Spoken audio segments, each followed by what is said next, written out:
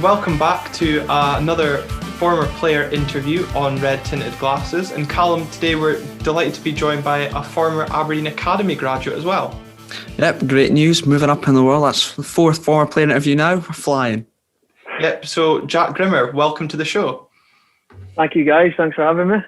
Yeah, no problem, thanks for making time. It's a busy schedule for you down south, games coming pretty thick and fast, so I appreciate you giving up some time to speak to us today. No, it's all right. Thanks for having me. As you said, the games are, I think with the whole COVID and the pandemic, it's knocked everything back. So I think we've got Saturday, Tuesday games for the majority of the season, which is the way I like it because I don't like training. I prefer playing. So it suits me fine. But yeah, like you say, I've not even noticed we're in a lockdown because there's nothing to do and we're playing every second day anyway. Mm-hmm. So it's a busy schedule. Must be fine for you having that distraction anyway. But like we said, you came through Aberdeen's academy, but just take us back to kind of growing up in Aberdeen, playing football in the city, and you were at Dice Boys Club, if I'm correct in saying. Yeah, I was. So I just played sort of my school football and things, and just with your friends and that, and then signed for Dice Boys Club around about 11, 12 years old, I think it was.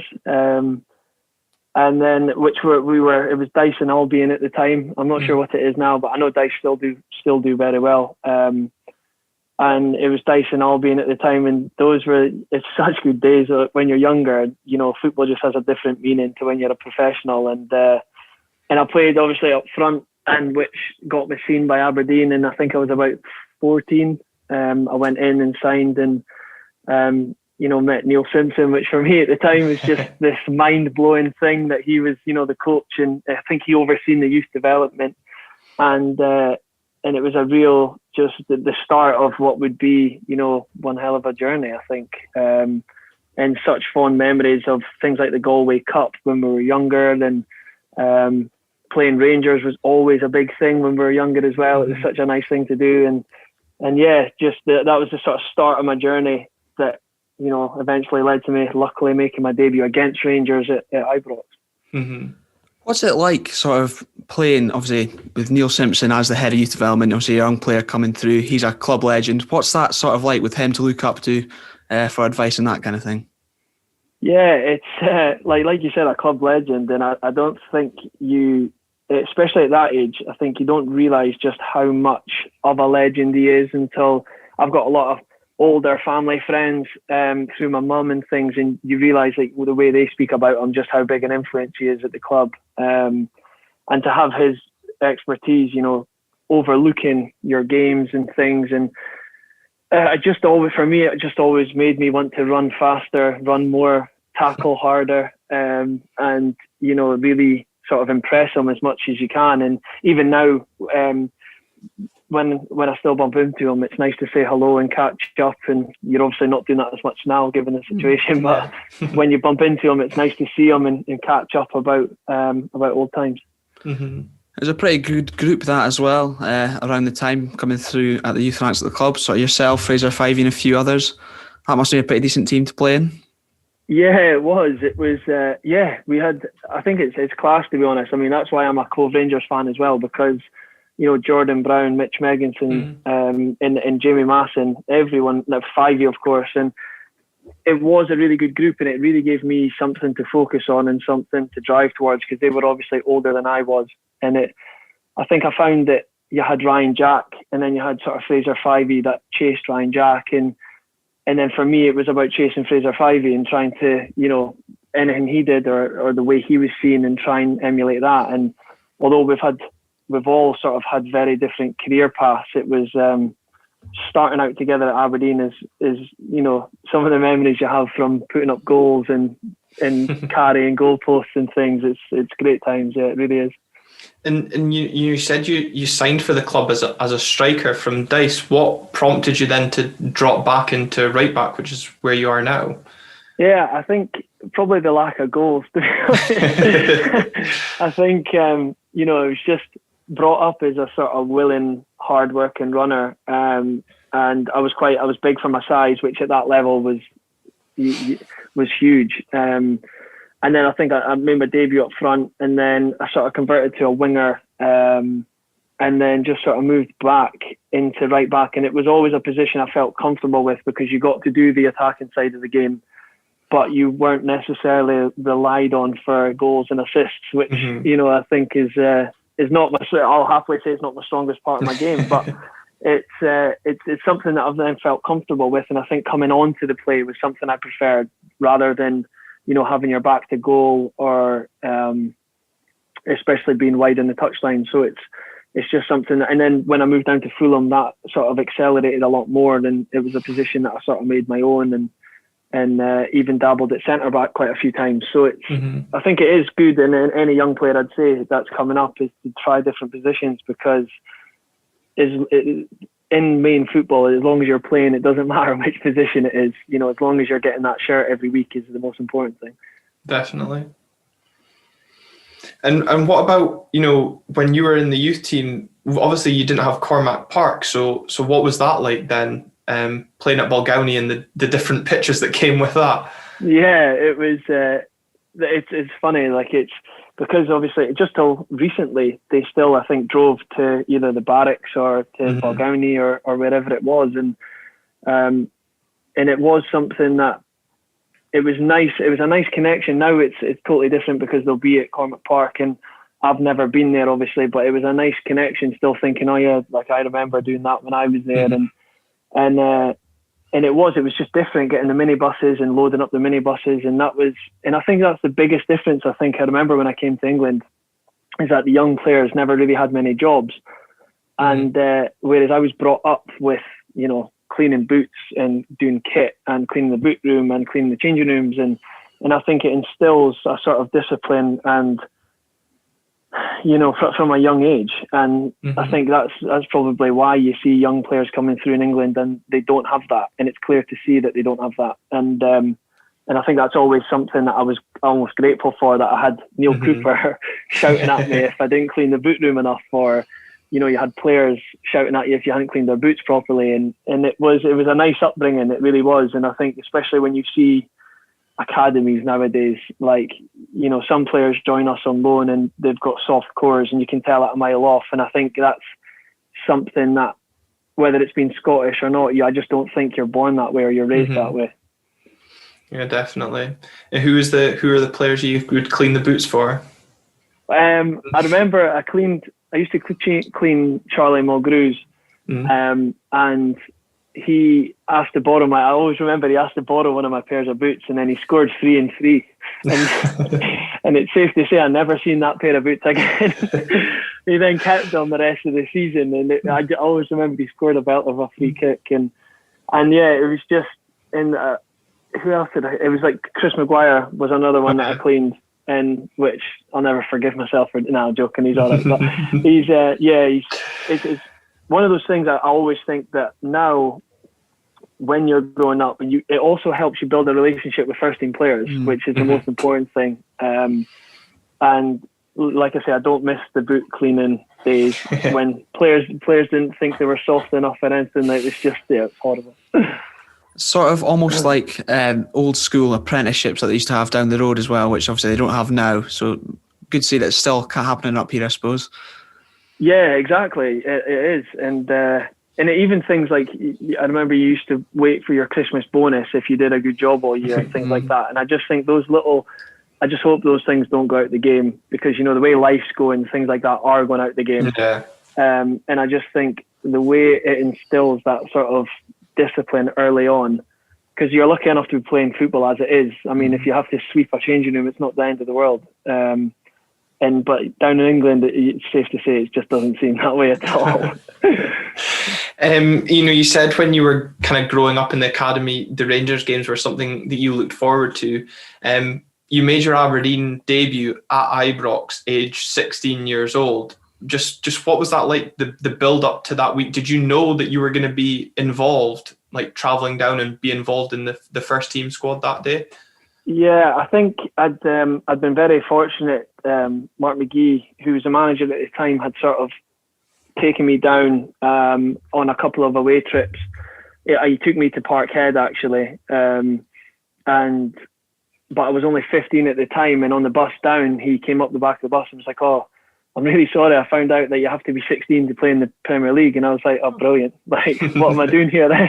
And to be fair, I already knew, but I just thought it's nice that I'm still coming along, and, I'd happily just make the boys coffees if I still get to come on the bus. Like, and it was one of those things. I think the team were going through quite a tough period. And as they were during those years, I feel like it was a completely different time, I think, when I was there compared to what it is now. And, I think he'd brought me on, and I think it was a nice almost, I was happy I made my debut, I was buzzing, but looking back, it was maybe a good deflection for him, giving young players a chance. And it then kind of, the headlines were about me making my debut and not necessarily a 3-1 loss at Ibrox, which for a manager's point of view is pretty switched on, and I've seen managers do it numerous times since. But yeah, it was a really special moment. I still remember warming up and just getting, the tin foil that you get your pies in, just getting that like thrown at you, and I thought this is proper men's football. Like looking around, like it was. I remember I watched the game back like a couple of weeks after, and I couldn't remember. I was like, I didn't remember that, and it's amazing you don't remember anything because your adrenaline must just be through the roof. And but I feel very fortunate. It's especially because it was against Rangers, and like you said, I grew up loving playing Rangers, just wanting to kick somebody as hard as I could, and it was it's all special memories for sure. And did your family manage to get down for the game? I know obviously that they go to a lot of games for you now, even down in England, but were they able to be there for your debut? Yeah, they were. My mum and my sister got down to the game actually, which I was very chuffed about, because obviously there's no guarantees that you would play, and if I remember, it was a midweek game, a Wednesday maybe at night, and so there's no guarantees that you're playing. And I remember when he signalled me up to come on, I was like, holy shit, this is it. I was like, this is the moment, this is it. So, but no, it's always special when your family can see you play after, I wouldn't even play football today if it wasn't for my mum. So I think it's always special when you can share those moments for sure.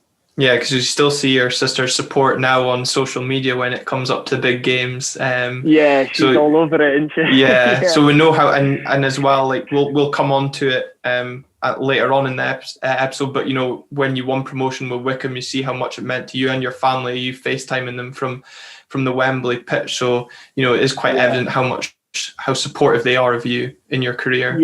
Yeah, I think they definitely want to be as supportive as they can, and I think that's sort of heightened by being up in Scotland and me being down here. And I think they probably would rather I played in Scotland so that they could actually go to games and they could see me, and I think it's no more evident than during the pandemic. You can't actually see them at all, and I think that's why these moments sort of mean more, because they just wish they could be there, and they they know the journey and the loneliness and everything else that goes with it. So it's really special. And like I said, the FaceTime was about as close as you could get on the Wembley pitch, which was a change, but it was a nice one.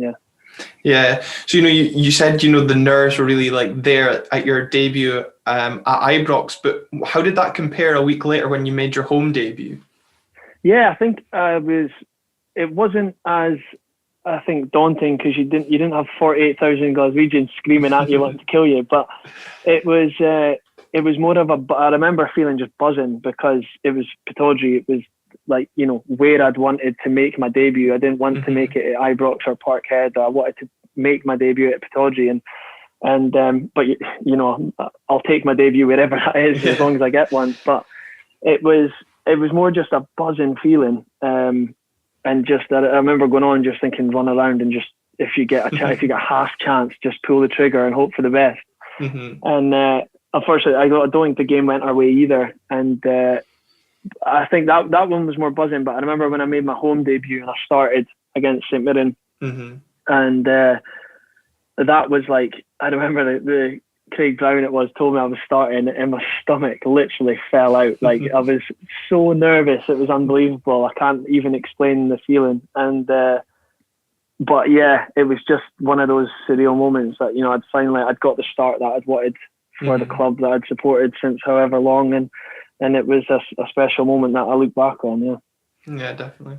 If it does make you feel any better, me and Glenn have both made appearances up Tawdry. Glenn at half time, and he messed it up trying to score. And I played in a cup final, got smacked 3-0 with the school. So, it happens to the best of us, Happens to us all then, that's fine. Yeah, exactly. That's comforting, yeah. Yeah, mine was a half-time challenge, and I was supposed to try and beat the keeper, but my mates still don't let me live it down because I practically just chipped it into his hands. It was a pretty good pass back almost. At least you had the bottle to try chip him. I mean, there's not many people that would try that actually. Yeah. But that game, obviously, looking back at, you made 4 appearances, and only in one of them did we end up winning the game.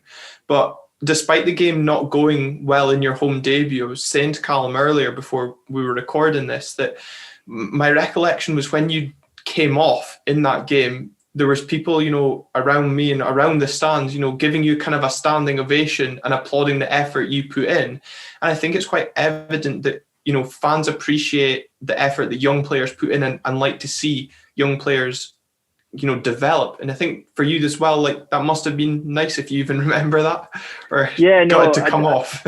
I do. I remember, honestly, barely being able to walk after coming off because I was that tired. And I remember thinking, how do players get through 90 minutes? Honestly. And because, like you said, you had no sort of game management. You thought, don't make that run because you can make the next one. And you had no management of your body.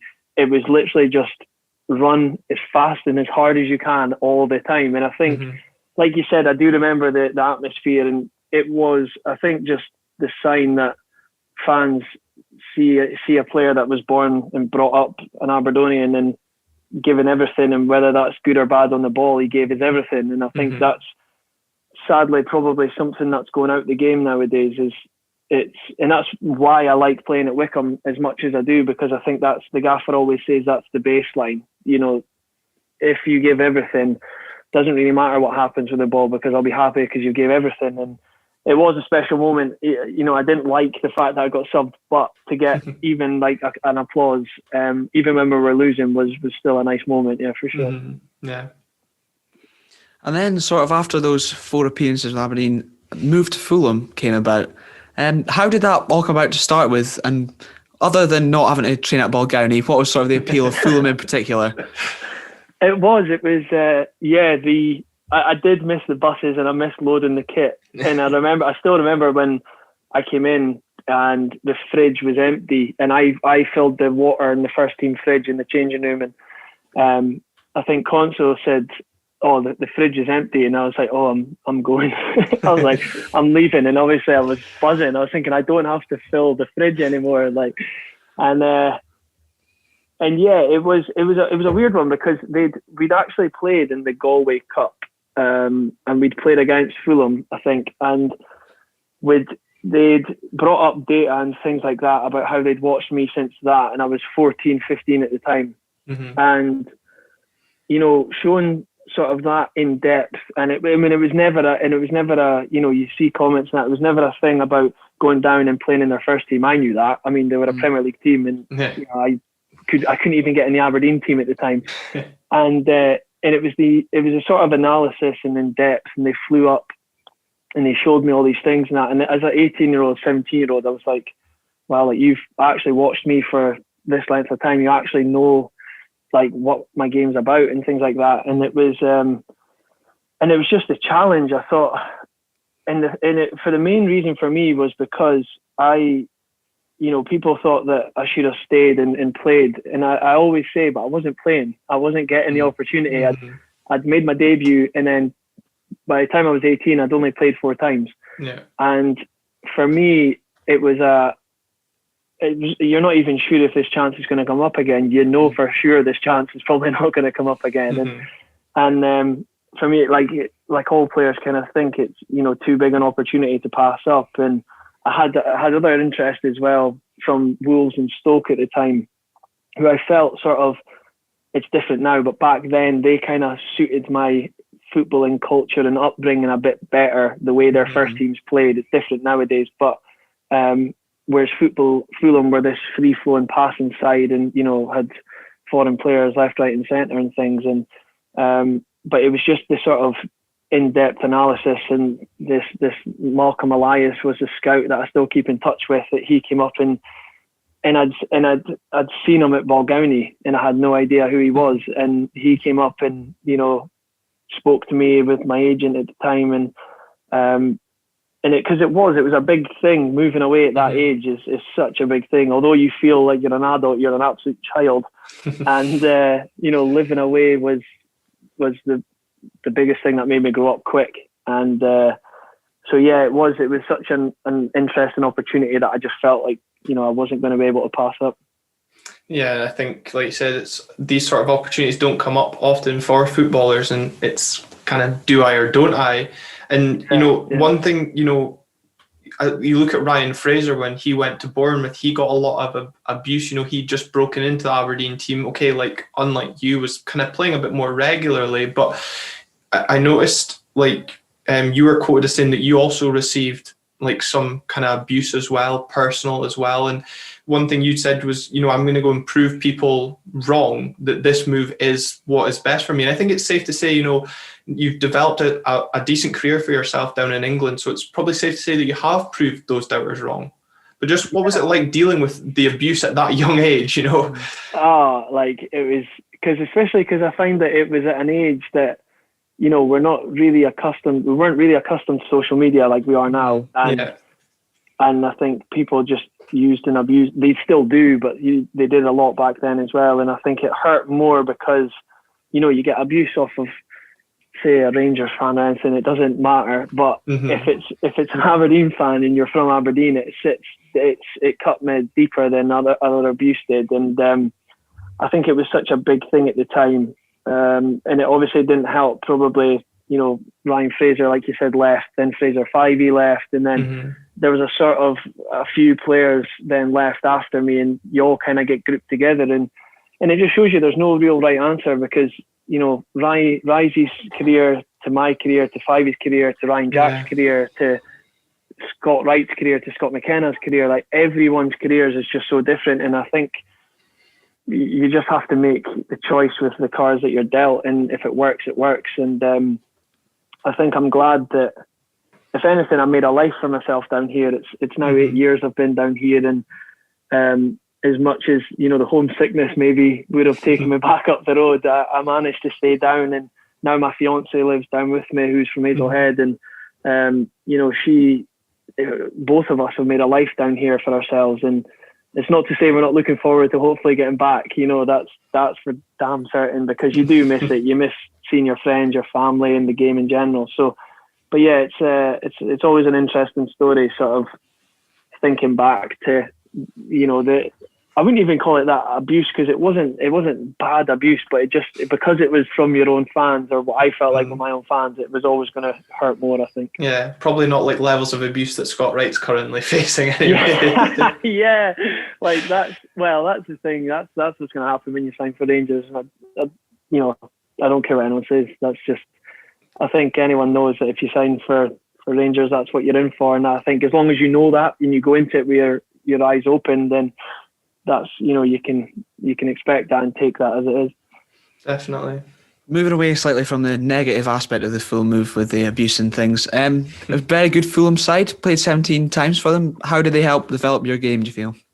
Yeah, it was really interesting, because they sort of, I was down there at such a young age, and they helped me off the pitch just as much as they did on the pitch. They gave us like cooking classes and butler classes, even things like ironing. And I think they realised they had a cluster of kids that hadn't lived on their own, and probably wanted to get up to all sorts, and because they're in London for the first time living on their own, and they kind of had a good cluster of players that with a good work ethic that they've kind of shaped and moulded. And I think that was sort of how, me coming from Aberdeen, I already had that, but I think a few foreign players didn't have that when they arrived, and they had that when they left. And I think that's something they've managed to take with them. But, it's a club that I met so many good people. You realise just behind the scenes how many people can make a club tick. It was the same at Aberdeen, actually, but was kind of young, that I didn't really, get to meet everyone at that level. But it's a club that I hold highly. I've still got friends there, weirdly enough, in football. There's still some players that play there now, and it's always nice to see them doing well, because it's a club that I hold in very high regard, and one that I want to see doing well. Yeah, definitely. And one thing I was asked by one of my friends, Chris Robertson, he wanted to know from you what it was like going, dropping down the divisions to then kind of develop your own game. And we look at that when you were at Fulham, you went on loan to both Port Vale and Shrewsbury. So was that your choice to go out on loan to these clubs? Yeah, I think it's always, the club kind of want you to stay and play 23s games in times, and because I think they invest highly in their youth and want to have the best youth, whereas the best thing for a youth player is to go out and get games no matter what level that's at. And I went through large chunks of not playing, and then I went on loan to Port Vale and did really well, and then they recall you and you're not involved, and then they've just kind of scuppered a loan that was going well, and I was kind of too young to kind of kick up a fuss and say anything. And I think, sometimes they don't have the best, the players' interest at heart, but that's football, and you've got to do kind of what's best for yourself at times. And like you said there, I went to Shrewsbury on loan, and it was actually with Mickey Mellon that he sort of was my first real sort of connection with a good football manager that really took me under his arm and sort of gave me the tools that I needed to play my best stuff, because he's very much like that.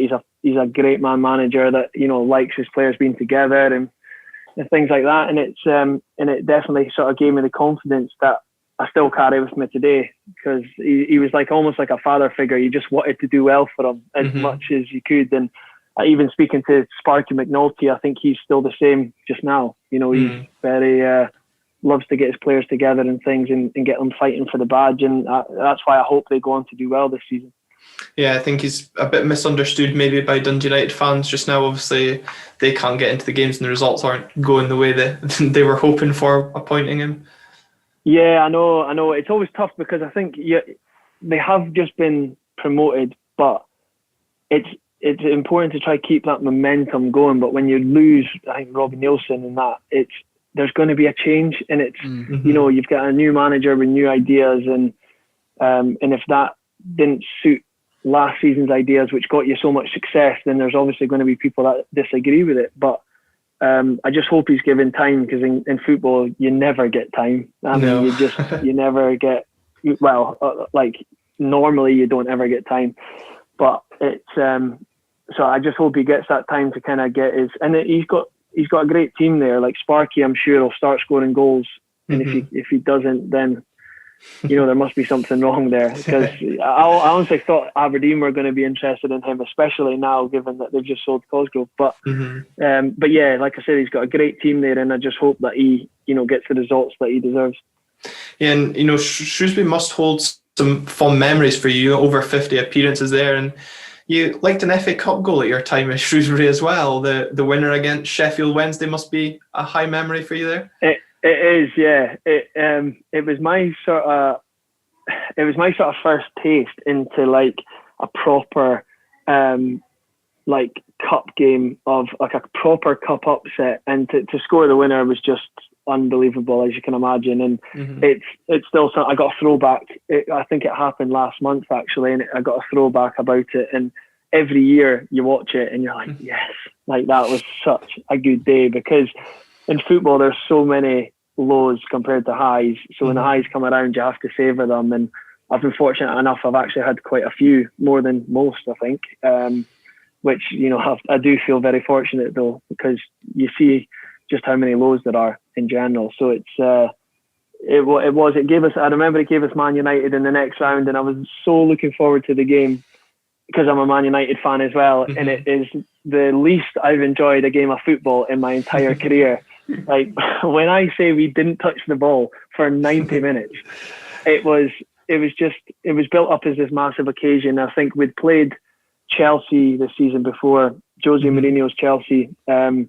and we'd run them close. Actually, it was 1-1 with 5 minutes to go, and Willian scored in the last 5 minutes, and that was a great game because it was a close encounter.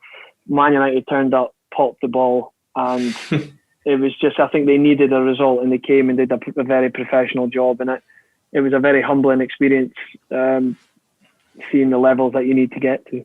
Did you find yourself starstruck in that game at all, or do you kind of put that to one side? I think I've always kind of taken the stance that, like, I look at them and I think, like, just get into them as much as you can, because then they can embarrass you if you don't. And I think and you have to kind of, if you step off them and give them that extra yard, or, you know, the extra few seconds, then they just knock it round you. And it's I think it is sort of as you're warming up, you know, soak in the atmosphere. But as soon as the game starts, you've got a job to do, and whether that's against Man United or Accrington Stanley, it's still going to be the same results. So yeah, it's all experiences, and it's one of the huge pluses I find of the FA Cup is that, and the League Cup, of course, but the FA Cup is definitely something that I love playing in, because it just gives you that magic, and there's a certain feel to it. Yeah. And then sort of after that loan spell, you ended up with Coventry, following leaving Fulham. I think fair to say they probably made a bit of a tough time off the pitch, but on the pitch, some great times, a huge club. How did you find that sort of experience? Yeah, it was a really, really great experience. It was, I remember it still, I was in the summer, and it was the first time I'd sort of been out of contract between leaving Fulham, and I signed for Coventry in July.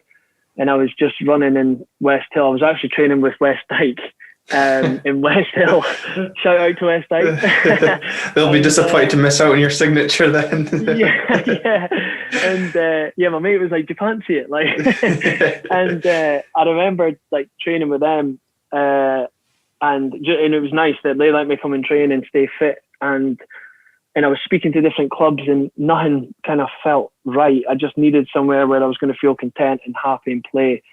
And then I went down to speak to, I think, Southend, and then on the way back up, spoke to Coventry just at a chance. And the minute I spoke to the manager and things, I thought, yeah, like this is it. Even though I wasn't happy to drop down a league, I knew sort of just how big a club they were, and you know, I'd watched them in they played a cup final the season before, and they'd had 40,000 fans to Wembley, and immediately when I signed for them, I realised just how big a club they were. The pressure to win every single game was immense, and I remember early in the season we lost to Yeovil Town, and we'd been on a good run, and it was one of those games. It was a horrible game, and they had 3 shots on target, scored 3 goals, and the fans were trying to get into the changing room after the game.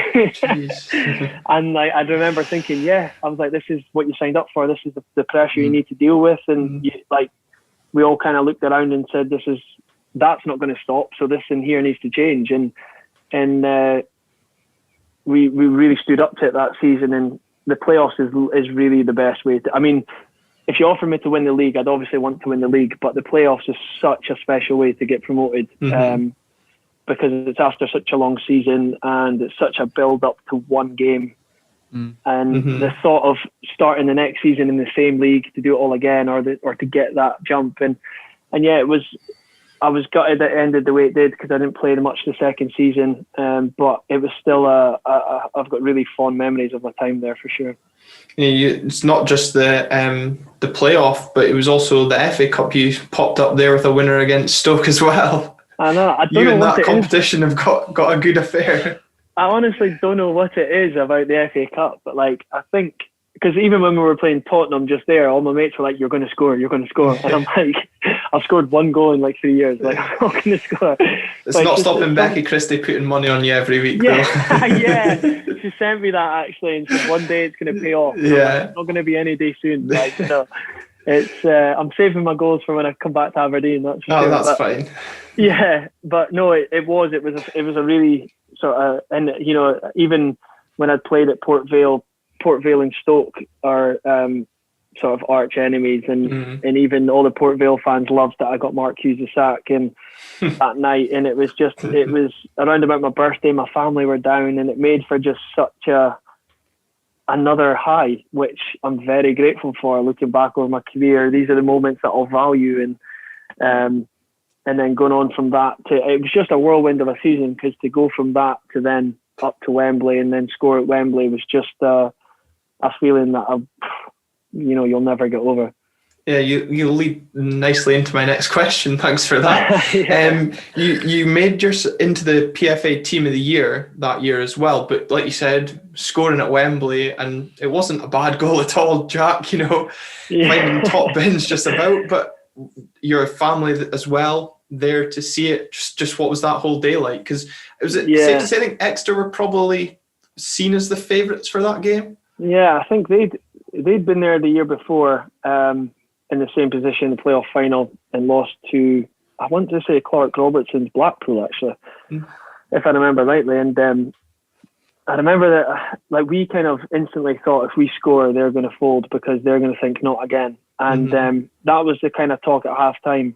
But the morning of the game, I'd never experienced anything like it. I mean, your family's texting, everyone's texting. I should just switch my phone off next time. But everyone's messaging, and my mates send pictures. They flew down and then flew up again the next day and things like that. And it's just everyone's sort of watching. And pre-match meal, you can't eat a single thing. You're trying to force down toast, and you just don't feel like eating. I've never had anything like it before. And I remember the day, it was 33 degrees, London stuffy heat, and the aircon on the bus on the way to the game was broken, and so we were all shirts open, sweating on the bus. Not the best prep by any means, but I just felt that it was going to be our day, and I was so confident that we were going to win that game. And I've never been more confident of winning a game of football. I definitely wasn't that confident with Wycombe when we beat Oxford, but it was so interesting. I was just so confident we'd win that game. And I think everyone was. And I think when you have that,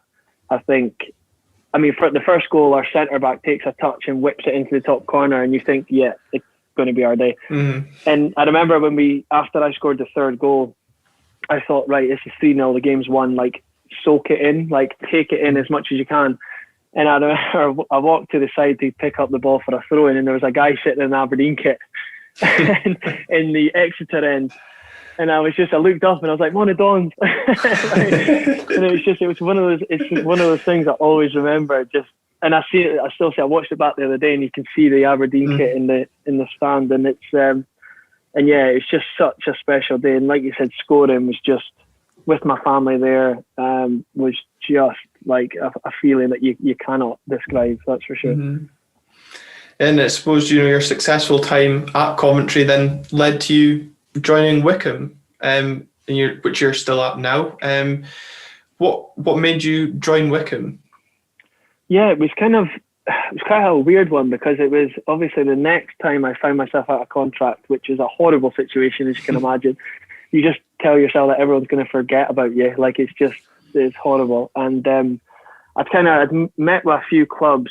I'd met with Hibs actually as well, and I was so surprised with how Heckingbottom, how that went down, because I met with him and he was so impressive and so sort of talking me through clips and talking me through this and that, and it was really, really impressive. And I thought, if I don't sign for you guys, you're going to win the Scottish Cup or something this season. It's just that's the way it's going to go. And I met with a couple of teams in England, and I just felt like I just needed the right fit for me personally. And my fiance was based in London at the time, and I thought, whatever happens, I just want to be happy and playing games of football. And I remember Gareth Ainsworth rang me, and I just had that feeling. I played against him a few times, and I've always kind of got the feeling, I was like, that's a manager I'd want to play for. The whole rock and roller look, he just looks like he does him.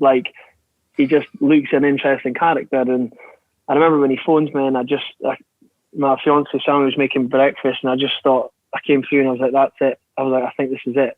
This is going to be the one. So I went and trained for a week, and it happened nicely. It happened very smoothly. Just signed a deal, and that we were all happy with, and played games. And God, I could have never imagined how that season was going to go, but that's the fortune and the luck sometimes you get, I think, when because by no means was it, say, financially the best package. By no means was it the biggest club. It was personally what felt right for me, and I think that's what Wycombe is. I think it can't compete with many teams on financial basis, or the training ground, or the stadium, or it's that sort of feel good family factor. And I think it's why players sign for us, and that's I think what inevitably led to us doing so well last season, was because we were like a family, all fighting for each other, and what a season it turned out to be. Yeah, I'm a big fan of the terrace end at Adams Park there, kind of old school ground, still holding on to that as well. Obviously I know it's shared with Wasps as well, the rugby team. Yeah, they basically they've talked about sort of doing it up, and I think the fans are kind of adamant that it's not happening, because I think they like this sort, and it is nice. It's sort of the old terrace, the concrete terrace, and when it's full and when we score, they're all sprinting over each other to get down, and it's that proper old school football, and I think when football clubs are so quick to get the best of everything, it's actually a nice sort of mainstay for us. Shooting into that end in the second half is they've almost. That's probably what we've missed this season, is they've not been there to suck the ball in the net. It's just been with no fans. It's a horrible thing. So, but yeah, no, it's nice. It's a real sort of family-run club as well, and it's. I feel fortunate actually to play through this period of the club's history for sure. Yeah, and do you think it would have been weird if you had signed for Hibs playing against Aberdeen? Yeah, it was a weird one, because I just sort of. I think the biggest pull for me personally was family and friends. I think since I was like 17 years old, I hadn't been near them, and I think for me, I kept thinking, oh my days, I'll be 2 hours away from my family, I'll be 2 hours away from my friends. Like what I thought that is. Like friends can come to my games, like I can, I can go to theirs after a Saturday game. Like I don't need 3 days off to go home. I can just go home, and for me, that was probably the biggest pull. And the club were just so, like, you made you feel wanted, which was a really nice thing. I've got good connections actually with people in the club, and their head of recruitment, such a good guy, and it was things like that really sort of, the fact that it was green and not red was kind of covered over a little for a short while, but it would have been weird. It really would have been. I think even watching the games nowadays, pulling on that shirt instead of the Aberdeen one would have been weird, but who knows what's going to happen in the future. It's always, I think everyone knows I'm still very fond of my hometown club, as any hometown boy should be, but yeah, it's just one of those things. In the future, you never say never, but as long as it's not blue, it's fine. Yes, take note, Scott, right? But how, you said it was a special season signing for Wycombe last season. Just how good a job has Gareth Ainsworth done with the group of players, obviously, that you're a part of, and how did that compare to winning promotion with Coventry? Did you say it was a better promotion, or is it hard? Yeah, is it hard to say? I think I remember at Coventry during the promotion season, every time you won, you were relieved. You were never buzzing. You were just like, oh, okay, that's another one done. Like, move on. Whereas Wycombe, like we kind of every time I'd come home after winning, Sammy would be like, won again? Like, you're still top of the table? I'm like, oh, yeah, we're not even halfway yet. Let's just we'll see what happens. And then we got to Christmas and we were 7 points clear. And she was like, you keep saying you're not halfway, but you are halfway now, and you're 7 points clear. And it became a point. Unfortunately, I picked up a groin injury, which was an awkward one because it's to do with my pelvis, and so I didn't play from November until the playoffs. And so I was actually glad the season got cut short, because I was missing out on it all that time. But it hit a point that we obviously did sort of.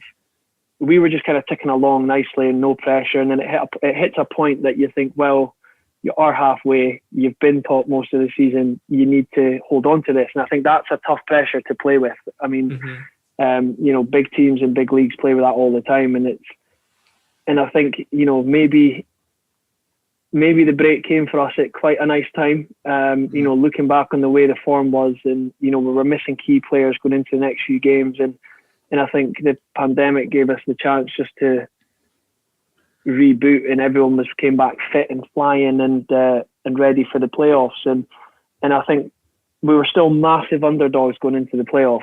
And the team talk, you said there about the credit that Gareth Ainsworth deserves. I mean, the team talks that he gave us before the first leg of the Fleetwood game and the final, like, I'll never, honestly, I wasn't sure if I was ready to cry or run through a brick wall. Like, I swear, it was just something I'd never experienced before. He, especially the final, he sort of switched off dimmed the lights, and he told us all to just picture, went through our captain at the time, who's still our club captain, Matt Bloomfield, had been at the club for 15 years, and he's Wycombe like through and through, 500-600 appearances, and he told us to all close our eyes and just picture Bloom's lifting the trophy and what it would mean to him and what it would mean to his family and what it would, and I think Bloom's actually got up and went to the toilet, probably shedding a tear after it. That's how deep it got. And I think after that, with that image in our heads, we went out and I thought, we have to win. Like, we have to win. I don't care if we play horrendous, but we have to win. And yeah, someone was smiling down on us that night for sure. And the feeling at full time when you know you've done it is just something I can't describe. And for that reason, I think for me personally, it's a more special promotion than Coventry, because that was expected. You had to get promotion. No matter how you did it, you had to do it. Whereas with Wycombe, it was so out of the blue, it was unbelievable, and it's a real fantasy story for sure. Yeah, definitely. Speaking of sort of Wycombe, I can imagine you'll probably be expecting this question to come at some stage. Adebayo Akinfenwa. Yeah. That man's like a celebrity. He's got like the notoriety of like a Premier League player. That must be just crazy being him. I'm going against him in training as well as like Piezu as well. What's that like? I mean, Uche as well. Like, I mean, the last game they both played up front at one stage, and I was like, imagine being their defender. But yeah, I think Bayo is people say it all the time. Oh, he's one of a kind. He's no one else like him. But genuinely, as you can imagine, there is no one else like him. And I think his stature, yes, obviously his physique and things, but his character is like no one I've ever met. He's larger than life, and he's never shy of putting his opinion across on anything and everything, which you can imagine. And having someone in that change room, I think it shows this season that he had a knee injury through the off season, and he'd missed the sort of first 8 games, I think, and we lost the first 8 or 7 games of this season. And he came back in, and not only did he come back in and sort of play bits, but he was in and around the changing room, in and around the team. And for me, it showed how much work I should put into off the field stuff, and who I'm talking to and what I'm saying and how I'm saying it, and how you get the best out of people, and how people feed off my energy, because Christ, like, we feed off his energy every day. And it is, he's someone that I actually feel very fortunate to have played with. And even when we played Tottenham, like, it was unbelievable. We played Tottenham, and the two Tottenham players, Bergwijn and Sanchez, came down to our changing room and asked for his shirt. And so here's us begging to get their shirts, and he had to actually print off more shirts in the club shop to give to the Tottenham players. And I thought, and that's what I actually did say to him. I was like, I'm so glad I'm playing with you, because who else am I going to play with that the Tottenham players are going to want your shirt over anyone else's? And it was for me, it shows the sort of level he's at, not just on the football pitch, but in Instagram and social media, and that kind of status as a footballer. It's only yesterday, the day after we get beat 7-2, he posts an ad about Old El Paso fajitas, and I thought, if that was anyone else, I'd be walking into training going, what are you playing at? But because it's him, that's just what he's like, and no one says anything about it, and rightly so, because I think at his age he's done enough in the game to get to that level.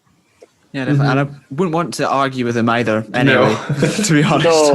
No, you don't want to go there at all. That's for sure, because he then entices you in to try the gym session with him, which is just miles off it. So between him and Ikpeazu, I think we've got the two biggest strike partnership probably in the whole of world football, I'd imagine. Another off the field question I've got to ask. Tom Grennan, I love that man. I've got a CD in the car. I've seen him live twice. What's all that about? How did your friendship sort of come about, and just what's he like? I've got to ask. Yeah, it's so I remember once a couple of years ago actually, during the promotion season at Coventry, my mate gave us tickets to his gig because me and Sammy were fans and things, and he gave us tickets, and I posted on Instagram of just being there, and his manager, a guy called John Dawkins, who's a massive Cov fan, and when I say massive, he's right up there with world football fan. He's a huge Cov fan, and he sort of messaged me and said, "Oh, are you here? Like, do you want to come backstage and just meet Tom and meet me and like have a chat and things and just about the season?" So he was great. He took us back up and to like the after party kind of thing. I was there sipping my water, like, because I think we had a game in 2 or 3 days time, and yeah, it was a surreal thing. It was just nice to just chat to someone that clearly cared about the club, and then obviously Grennan comes in, and he's just such a nice, down to earth lad. Like he's just a bloke. Like he's class. He's even with the sort of the fame that he's got and the fame I've no doubt that he's going to achieve.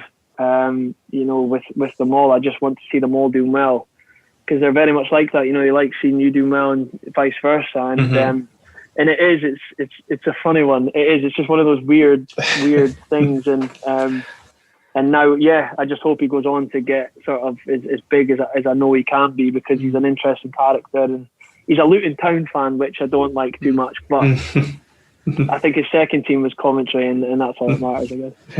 It's definitely encouraging to hear what he's like off the pitch, and I've seen him twice at Transmit, and you can notice the difference between the first time he formed to the next one and the size of crowds. I've got no doubt that he'll probably go on to much bigger things, maybe even headline it one day. I hope so, because I just love the man as well. So that's good to hear. Yeah, exactly. No, exactly. I think it's just about just time, and I think the pandemic definitely hasn't helped, because he had a tour and things like that on, and I think they're getting quite close with Jerry Cinnamon as well. I always see them sort of palling about and stuff like that, and I think Jerry, you can see how big he is in Scotland and how popular he is. So I think Grennan's, definitely, and they're very people actually, because like my sister and her partner went to see them in Inverness, and I kind of had mentioned to Dawkins, my sister's going to be there, and so they invited them onto the tour bus after they had a drink with them and stuff like that. Nice. And they never had to do that. It's just that's the way they are, and it's they're great. They're a great bunch of folk, and that's why you want them to do so well. And like you said, there, hopefully, one day's headline and Transmit, and we can all get tickets and go. And you won't be having to sip water when you're putting out the next one. Exactly. Yeah. Hopefully not. No. I do remember seeing it posted on social media. I was thinking, I don't know how that friendship's sparked up, but it's just the most bizarre thing ever.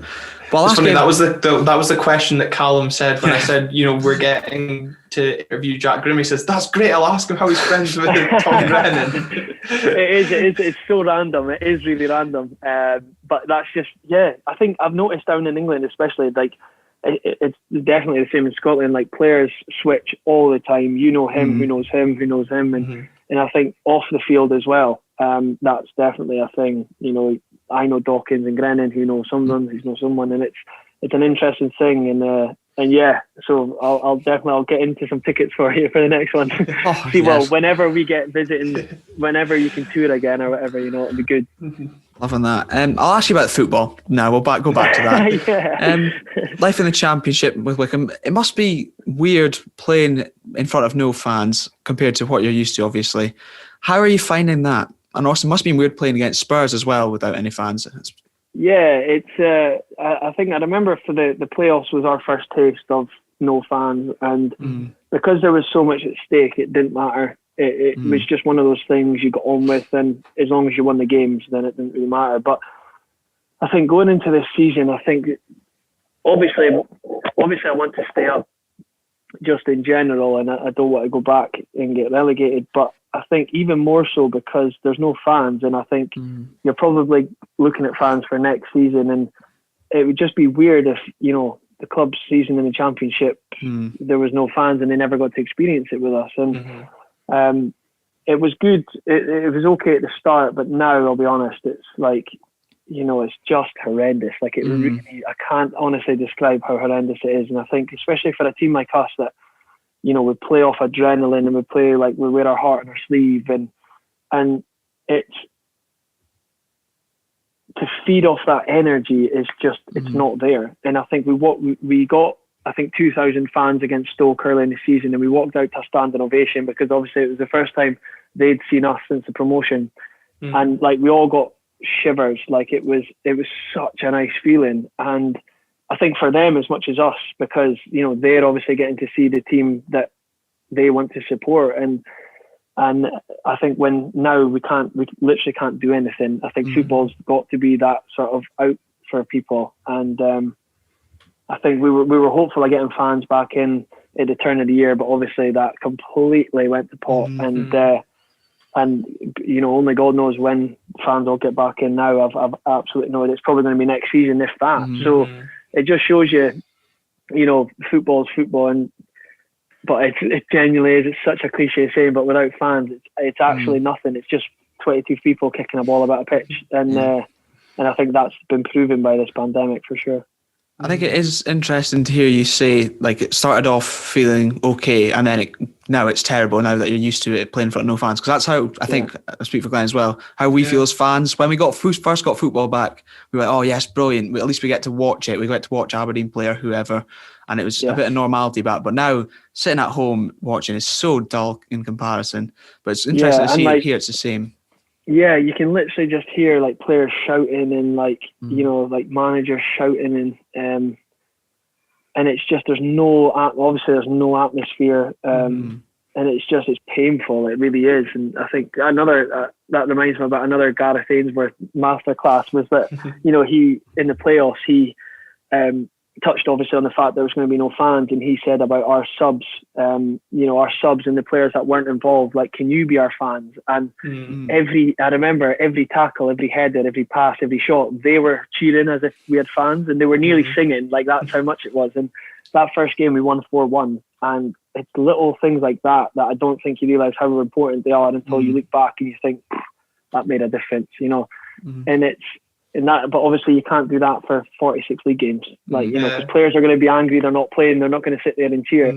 And but yeah, it's honest. And even like my family and friends, like, you know, they were like, oh, we'll get down to a game and we'll see you play, and you know, can't wait to come down, and it's just like you almost feel like you're going through it alone because no one's at the games with you, and the fans are at such a distance watching it on TV. It's horrendous. Yeah, it's just not the same at all. Yeah, it's funny you say that actually about what Gareth Ainsworth said to your subs, because that reminds me of when I was watching Scotland in the playoffs for the Euros. The Israeli subs, you could hear them on TV singing and chanting as well. It's funny. I just thought, it's very quirky.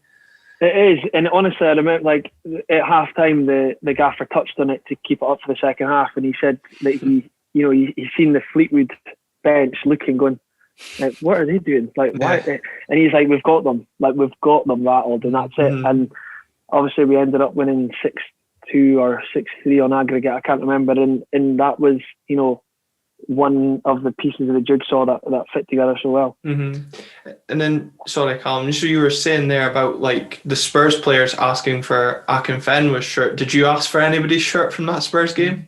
I did. I got Son's, which did you? I was absolutely buzzing with, and I think I was buzzing with the draw because I've got a mate in Elgin who's I've known since real young, and he's a massive Tottenham fan, like annoyingly a Tottenham fan.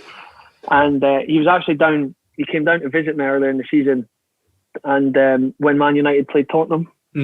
And so obviously watching that game with him when Spurs won 6-1 or 6-2, I can't remember, was horrendous. But I was buzzing for him because he's such a big Tottenham fan, and to give him, I'm going to give it to him whenever I see him next, and to give him that memento. I know how much it means to him. And but I actually had Lucas Moura message me on Instagram after the game, and because I'd asked for his shirt as well, thinking I need to hedge my bets if I don't get, and he messaged me after the game, and fair play to him. He said, I didn't see you after the game. I asked the physio if I could give you my shirt, and he said he didn't see you, and he says he's going to send me one. So if that arrives, fair play to him, because he really didn't need to, and it's worked out perfectly that I'll get a shirt and so will my mate, and it'll be a nice memento for sure. Are you sure he wasn't just trying to angle his way into get some Tom Grennan tickets maybe in the future? Maybe that's exactly. He wants Tom Grennan tickets and an Akinfenwa shirt. I told him. Yeah. But I know obviously we're in lockdown just now, but if you're looking for something to watch, I watched the documentary on Amazon Prime called Sonsational, and it's a documentary about Son's upbringing and playing and moving from Germany to Spurs. It's an hour and a half, but it's honestly fascinating. For like 3 years, all he did was just do keepy-uppies all day before he even learned to shoot. I might get into that actually, because that's like you say, there's always something that you need to watch or do. So it's only an hour and a half. So I found it on Friday night, and I was honestly just blown away by these Koreans that they don't learn to shoot until 15 years old, so they don't hurt their knees. And you think like in Scotland, everyone's just running around chasing the same ball, trying to score. Blasting footballs as high as it can. It's like tackling trees and that. Just getting exactly. Obviously, I just find he's like football's nice man. Like everyone likes him, and I think that's why everyone loves seeing him do so well. Is because he seems like such a nice guy. And playing against him only for however long, I can back that up and say he was he wasn't laughing and joking when we were drawing, but when they were winning, he was laughing and joking. But no, he does. He seems really humble and just an all-round good guy. Yeah, and like you say, it's obviously you're in the Championship. There's Aberdeen connection in the Championship, not just yourself, but Sam Cosgrove, like you touched on there, joining Birmingham, who you play tomorrow. We're obviously recording this on transfer deadline day, but there's other Aberdeen players, Scott McKenna, Graham Shinney. Do you ever have a chance you actually play Scott McKenna at the weekend? I think it is. Do you ever have like a chance to speak to them and like reminisce about times at Aberdeen? Maybe more so Scott, because obviously he's kind of come through the academy. Yeah, I did. I didn't really know Graham Shinney. I only know him as a fan, essentially, because he's captain fantastic. But he's I actually played against Nottingham Forest early in the season. Scott played, and it was good to just have a laugh and a joke, because he's a few years younger, but I remembered him from youth days when you'd see younger players and stuff, and he was always a fair size, so he kind of stuck out. But it's nice to sort of reminisce, and I've played against Clarkie Robertson earlier in the season as well, and it's good to sort of, because I think you hold a certain bond when you come through at the same place. Even when you're from the same place growing up, not necessarily through football. Like even if you're you all grow up in Aberdeen, it's you tend to be brought up the same way, same things you laugh about and stuff, and it's a home feeling, which I don't, you never get being down here all the time. So it's always good to see familiar faces and hear the accent, which is the main thing. It's nice to hear the accent again, which is nice. But yeah, like you said there with Sam Cosgrove as well, I'll just be. And it was funny, I actually played against Jayden Stockley a few times, and I just always shouted to our defenders, like, watch, he throws his elbows everywhere. And it's because I just always remember seeing him getting sent off for elbowing people. And, and realigning Kieran Tierney's jaw as well in the Scottish Cup final. Yeah, exactly. So, but no, it's good. And like you said there with Sam Cosgrove, it'll be, an interesting one to see if he features tomorrow night, making his debut maybe for Birmingham, and it'll be interesting to see him up close and personal, because I got asked a lot about the differences between Scottish football and English football, and I always kind of say I'd never played enough to really be able to give an honest opinion. We've got Darryl Horgan, who we signed from Hibs in the summer, and he played 2 years at Hibs, so he gives a better analogy than I do, and Ikpeazu kind of the same sometimes. So it's. It's always, but it is always good to see familiar faces, and even if I never played with them, I still feel like familiar faces because they played for Aberdeen, which is nice. Yeah. Well, no, Jack, we're coming to the end of the interview, and we really appreciate you taking out the time of your day to speak to both me and Calum. I think, Calum, you'll agree it's been a pleasure. It's been a very, very welcome sort of, I suppose, in a way, distraction to all the stuff that's going on right now. It's just nice to have a little chat and speak about Tom Grennan. Yeah. And it's transfer deadline day. We're disappointed your phone's not rang from Dave Cormack yet. Yes, I know. Oh, that's McInnes phoning me now, actually. But speaking of transfers and your time down in England, like you said, it's been 8 years there. What do you think the future holds for you, Jack? Do you see yourself down in England for more years to come, or you say you've still got a bit of home feeling? Would you like to come back to Scotland eventually? Yeah, I mean, it's always like, I don't know, to be honest. It's I think for deep down, there's only so long you can go without seeing family and friends, and especially when you start to have kids and things like that, you want to be closer to family. And I am very settled here at Wycombe, and I've got a contract for another 2 years. The manager's speaking about another one, and I think they are a club that look to the future and like to get that base of a nucleus of players, and they want to build around. And luckily, I'm one of them. And you want to go where you feel wanted and where you want to play. And so I'm settled here for the time being. But it's obviously something that I would never ever say no to. I'd never say never, because you just don't know what's going to happen in your life or in football. And it's a nice feeling. It's a nice thought. Sorry. Hopefully, you get to put on that shirt again. It would be nice. I'm not gonna lie. It would be a nice feeling, just not just for me, but for family as well. And it would be just to be in Scotland in general would definitely be nice to finally be close to friends and family for the first time in 8 or 10 years. At 10 years it would be at the end of my contract, which is insane. People say careers fly back quickly, but they don't have. Like, honestly, it's just flown by. And but yeah, who knows what the future holds, and we'll wait and see. And you fairly crammed a lot into your career so far, and I'm sure there'll be plenty more to cram in the future.